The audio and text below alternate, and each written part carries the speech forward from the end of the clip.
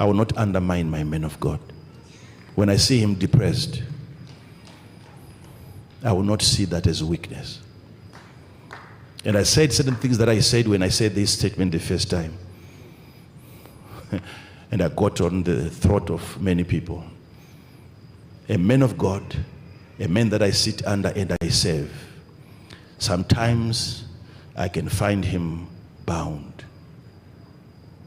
Sometimes you can find your man of God trying to find solace and peace and rest in useless things. Some of you may actually hear that your pastor is drinking, not because he enjoys taking alcohol. He's trying to forget that he is a son like you.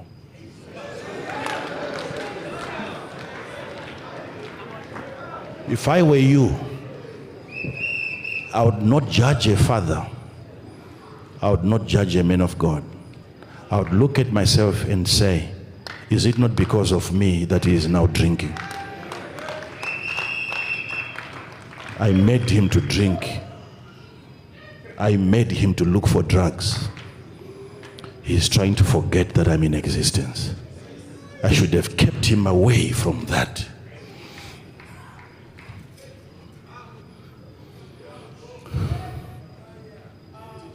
He's spending the rest of the day in a closet. He's not talking to anybody because he knows no one is coming. No one is interested in knowledge. He's keeping his mind intoxicated because no one is seeking knowledge from him.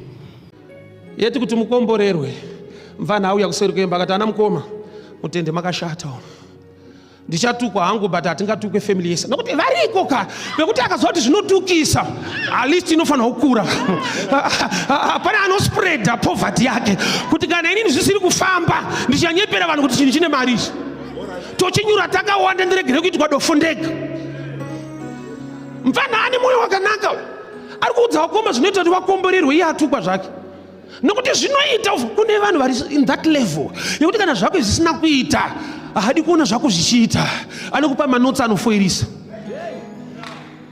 haungagamuchirwe wega azviite anenge mweya wanga unapita so vadzidzi vari kugezwa najesu yanobva ati aiwa isheni no ko wadi kundonimisa pana ndigezisa vamwe adangopruvha kuti vamwe wagezwa but havanzwisise ndini ndiri boy ndara ine handigezwe gezai timu rese kana zvakaipa kukugezisa ise vadzidzi vangu pandageza James wanyararirei superstar mweya wechisuperstar wanyararirei pandageza Peter pandageza James pandageza John ari kuti kana vese mavageza ini ndikazoramba kunge ndinonzwisa kunge ndine level yerespect ndichaita superstar Jesu ndobva kuti ndakukumagisa wese ukaziva kuti zvinorevei zvandiri kuita ameno revelation yakabata muna Peter zvachigeza ine musoro unotoda kudarika vamwe so aneniwo ichichibva mandigeza ine musoro. The brothers remained quiet. So it disaster iri mufamily. Sometimes uri zvauri kwete nokuti hausi muna right. Kufamily kwenyu mune ruvengo rwemumusha rwekumba. The disaster iyi yakabva mufamily. Kuna ana bamukuru vakanyarara. Vakarwadziwa newana kwa bamunini. Kuna tete vakanyarara. Vachizwa kuti chinhu ndochigona. Hausanonzwa kuti kune munhu anosumudzira vatorwa achisiya hama. Uriko mweya wokunyararirwa even na baba akakubereka. Mikana ni connections ana mudhara wako dai wakure but ameno mweya wakamubata akangonyarara. Atichana mata naye masikatana asi vanonyararirei kana ndichigona. Don't waste your energy nevanhu vasikaoni value yako. Come on. Exactly. And secondly, we're all born single, but single. And we're also going to go back single. Which is the reason why I always say, Pasani, it's not a disease to be single. It's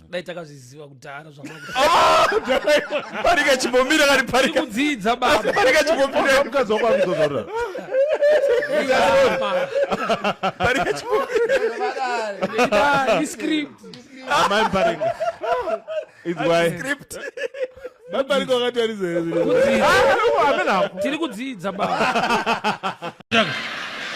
Moyo wacho handina iwo wokuti kamunhu kanosikira kachingodhakwa kachikushungurudza chingoti murume wangu Mwari rangarire murume wangu ina handizvigoni agonawo kubvumawo zvinogonekwa nevamwe ka.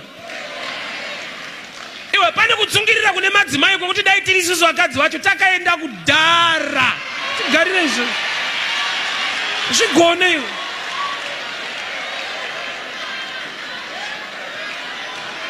Gonawo kuona strength ine mumwe kuti ugone kuva imparted. Handisi kuramba kuti une zvaunogona nekuziva, but there is a Jordan River that respects somebody's name. So you need to be humble.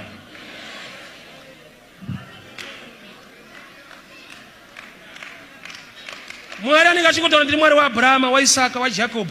Varume vari 3 vava vane strength in different areas. Mwari waAbrahama, Mwari waIsaka, Mwari waJacob. Inda vachida kuziasosita nemazita aya. Ari kuti mumwe nemumwe ane nyasha dzandakaisa maari. Ukadawo zvawada munguva yefemine, shedza Mwari waIsaac akamudza kuti dyara mufemine munzvimbo yeGera, akakohwa. Ukada kubudirira munyika yevatorwa, namatawo kuna Mwari waJakobho akamurangarira kumba kwaLabhani, akamupa pfuma zhinji ari munyika yevatorwa. Mumwe nemumwe ane strength yake. Learn to appreciate others. Dzekuti imwe situation uya Mwari avaite mistake. Avakupe bhachi rekuti ukarova Jorodhani haripatsanuke. Mwari havaririse mufundisi panzvimbo asina anointing nechekuita nenzvimbo. Mwari havaite mistake. Avakupe vatungamiriri vasina chinhu chiri mavari. Mukaona mapiwa Moses anokakama, ignowai kukakama, endai paRed Sea. Tsvimbo haikakame. Munoyambuka nemudhara asingataure mushe. Don't focus on weakness. Iti Mwari mune chikonzero sei makatipa vafudzi vedu. Ndakudawo kugamuchira nyasha dzamakaisa mavari. Moses anokakama bhatichoro paRed Sea munoyambuka. Red Sea haidi good English. Inoda mudhara ane tsvimbo. Kuva nemwana chaiye muruoko handi chinhu chiri nyore. Kwauri zvakajairika nokuti une vakawanda. Hauzive pain inofamba nevanhu vanenge vachitsvaka mhuri. So kana mhuri ukaitarisa iripo inyangwe mukushaya, kati nyaya yekuti vana unawo zvinokudzwa Mwari izvozvo. Vanhu vakamirira kuti vatange vaona zvihombe muupenyu kuti vazaone nguva yekutenda Mwari. Zvazviri izvezvi munoziva kuti nzara chaiyo, kunzwa nzara iropa zvadzo. Reganitsanangure. Ukanyanyorwara unotomanikidzwa kudya. Kurani unosvika stage yekuti hauchanzwa nzara. Kutone mapiritsi anonzi maappetizer anokoka nzara. Ukatoona uchitoinzwa so ititi Mwari makanaka ndiri kuinzwa. Nokuti kune mapiritsi ekusainzwa. Every level stage yauri inoda kuti ugone kushumira Mwari wakasununguka. Inetseka kuti sei munhu akasachengeta mwana wake anotoendeswa kumaintenance. Indaifungudza kuti zvaifanira kuita easy kuti munhu ade mwana wake. But zvatinofunga kuti zviri easy, zviri common hazvisi. Kune mweya inorwisa munhu nokuti wake waakabereka achengeta. Nyika pakutosvika kugara pasi kuti ngatisungei ana baba vasiri kuchengeta vana. Unoziva kuti dai kusina NASA, vamwe vabereki dai vakafa nokuti vakabereka vana vasingazivi kuti vakaberekwa. Vabereki vakutopona nemari yekunasa iva nevana. Nyika yakagara pasi kana tikasaisa NASA vamwe vana marombe mwe mugara anofa. Raiti zvinofanirwa kureruka kuti munhu achengete mubereki wake. Hazvina kuita sekudaro panyika, pane mweya inorwa nevanhu. Kana uri mubereki une vana vanokuchengeta, ipambiri kuizwa Mwari vakuwanira nyasha.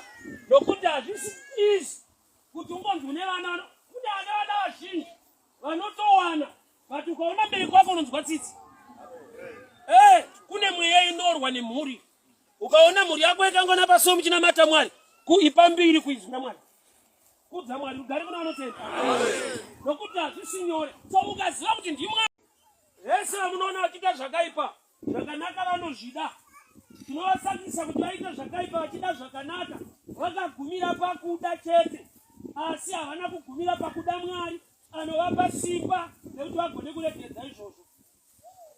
Wese ari kurarama muuipi zvakanaka anotozvida, asi kuda bedzi hakugonese. Kusvika wagona kubatira pane izwi rinoera, wabatira pana tenzi Kristu, kana wabatira paari ndopane kudzikinirwa nekuponeswa. So ndokureruka ndokunaka kwazvo iyo Mwari vachitipa mwanakomana wavo chavakatipira Jesu kuziva kuti isu hatigone kana tiri tega, hatina zvatingaita tiri tega. Mufaro kuna vanotenda, mufaro kuna vanotenda. Tega semunhu haugone kusvika waenda wanobatira paizwi remuchinjikwa, wabata pamurumbwana pamweya mutsvene, ndiye anotipa kugona kuti zvinhu zvigone kuendeka.